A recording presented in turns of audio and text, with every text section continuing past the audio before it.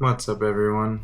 Just got back from a speed workout, which featured 6 miles and four 200-meter intervals and four 100-meter intervals throughout. So the workout was, I'd classify it as a light speed day, and that's because, as I mentioned yesterday, this is a recovery week.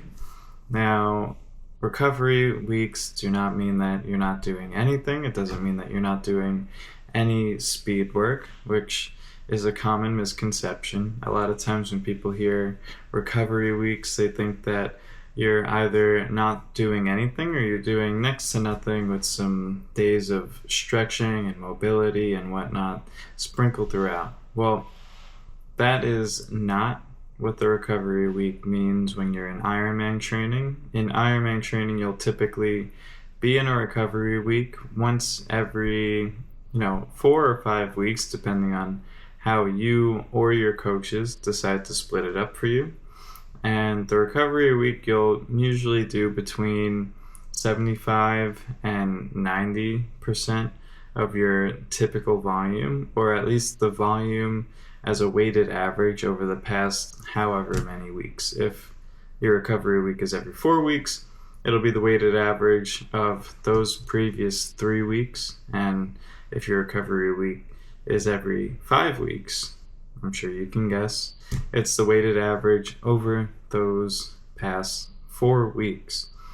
Now, as I've mentioned previously, the whole goal of a recovery week is to allow for your body to soak up the gains, soak up the progress that it has been working towards over those previous working weeks. And for me, I honestly love recovery weeks because when you're pushing as hard as many people do in Ironman training, these weeks of hard work can start to weigh you down mentally and physically. So oftentimes the mental weighing down of, consistent weeks of hard training is more subtle, and you won't realize that you're weighed down until probably, a few days of just noticing that you're in a bit of a rut, you have low energy, or, just doing the slightest thing around the house or at work feels like a major inconvenience. When I start to, and I'm very open about this, when I start to feel like I'm becoming quite a baby, especially at work or personally, like with my girlfriend, if she asks me to go do something and I'm just like, oh my God, like, why are you asking me to do stuff when, like, I'm clearly overly exhausted? And that's a selfish view. And when you think like that, you also have to ask yourself, like, why am I so exhausted? Am I actually that exhausted? If your sleep has been in check, your nutrition has been in check, and your training has been in check, everything seems consistent, but you're starting to feel that mental anguish behind every single activity, then you're likely approaching the point that you're mentally run down. And it's okay to get mentally run down. It's the whole point. It's part of the process. You build up your mental strength as you build up your physical strength, and as you become more physically capable, you'll also find yourself becoming more mentally capable or mentally resilient, if that's something that you pay attention to. But it is something you should pay attention to. And if you're finding that, say you're on a 4-week workup cycle before every rest week or recovery week, meaning that every recovery week would be on your 5th week, but you find that by week 3 of your working weeks, you're getting to the point where you're like me when I say that I'm becoming a baby, then maybe you should be on a different cycle. Maybe your cycle should be 3 working weeks and then 1 recovery week, and progressively increase from there. I've honestly never seen anybody work their way up to a I'd say, impressive weekly volume without working in some kind of recovery process like this, without some kind of strategic management of their strain.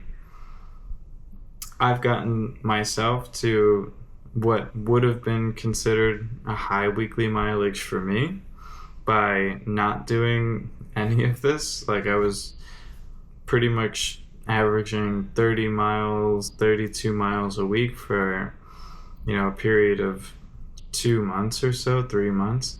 But when I tell you the fatigue and the strain and everything was just building up and building up to the point where I actually got sick and had to start taking some time off. And then coming back from being sick, feeling better than I was prior to getting sick, was sort of like an indication light to me, where I realized that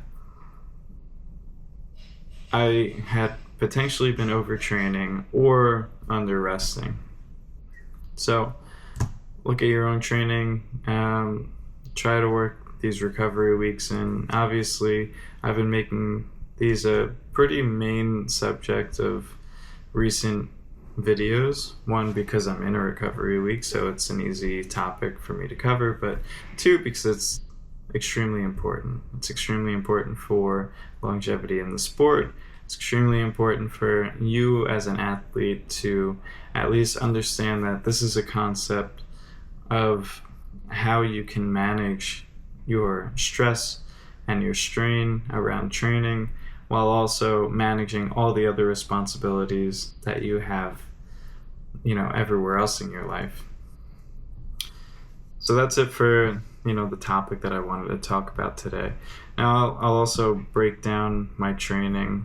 I think for these following videos, I'm going to try to have a section where I'm talking about something that's top of mind. So just like what we spoke about, for these past 7 minutes. And then something, or maybe more of digging into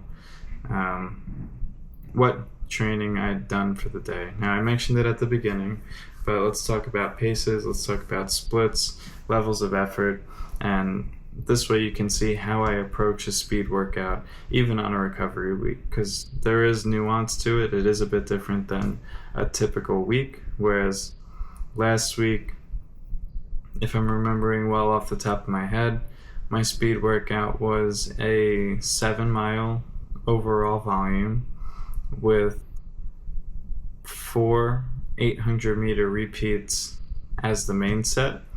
And as a warm-up to the main set, I did 4 100-meter striders. So that was a pretty high total training volume. And if I were to look at my Garmin watch, it would show that I was anaerobic for that whole main set, let's say. So the overall training effect of last week's workout was anaerobic. Now, contrast that to this week's workout, where the total volume was 6 miles. So not that much less than last week, only 1 mile less, but the first 2 miles were a very slow warm-up pace.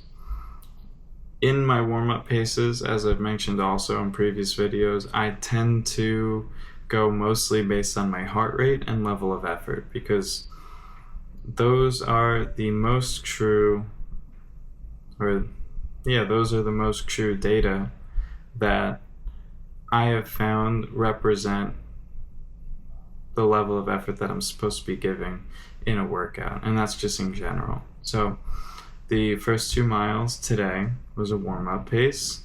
I think my pace was around an 11-minute mile, but I really didn't care about the pace. Like I mentioned, I cared more about the heart rate, which I kept as an average around 145 for those 2 miles. Warm-up part 2 being, the striders. And again, striders, the whole goal of the strider is to loosen up the muscles, engage them a bit more than your warm-up, stretch them out through active motion, and get a taste for the speed that you're going to be putting in for the following main set. So 400 or 4 100-meter sprints, and then going into the main set, 4 200-meter intervals with 200 meters of rest in between. And the rest is just like the zone 1 jog that I did all the way to the track. So it's basically the same pace that I would have done at that 2-mile warm-up. For the 200-meter intervals now, this is where the main difference lies. The 200-meter intervals were basically comfortable, but still a bit difficult. So the way that I was thinking of them as I was running them was I'd start out and get to the point where I felt the need to push it a little bit. So I brought myself up right to the line where pushing it was required, and then I backed myself off just slightly so that I felt that I was right at the high end of my aerobic anaerobic threshold. Where that put me was about my 400-meter interval pace. And so I think if I look back at my data, I was holding around a 6-minute 30-second to 6-minute 40-second pace for those 200-meter intervals. And I felt very comfortable holding that pace, which normally would have been fast for me because it was such a reduced distance. So had these been 400-meter intervals and I was meant to take them comfortably hard, I probably would have dialed it back even further and held between a 6-minute 45-second to 7-minute pace. So experiment with that for yourself. Find your zones and really listen to your body as you're looking for them, because that's going to be your best bet when you're working, especially into or out of a recovery week.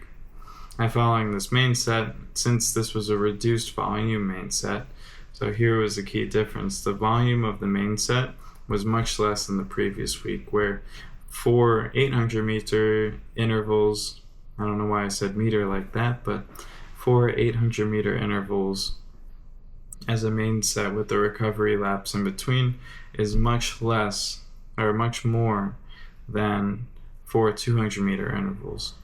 Now, as you finish that main set, you're going to have either more or less of a cool down. And so in this case, since there was less of a main set, I had more of a cool down, so even more time to spend in my aerobic base zone where I'm just holding about 145, 150 heart rate, and really taking it easy until I get home and finish out the workout. So that's a very detailed breakdown of today's workout, and hopefully that gives you a little bit of insight into how I approach my recovery weeks, and specifically my speed sessions in a recovery week. So I hope you like this format. If you do, I'll do a little bit more like this, maybe experiment with swapping around the concept or the just stream of consciousness, what I'm thinking for the day, and then the workout as a detailed breakdown. But 2 to 3 days, 3 days until surgery. So this was my second to last run before getting surgery. So I was doing my best to enjoy it out there, as I probably won't be able to do another one of these for about 2.5 weeks. But thanks for listening, and I'll catch you in the next video.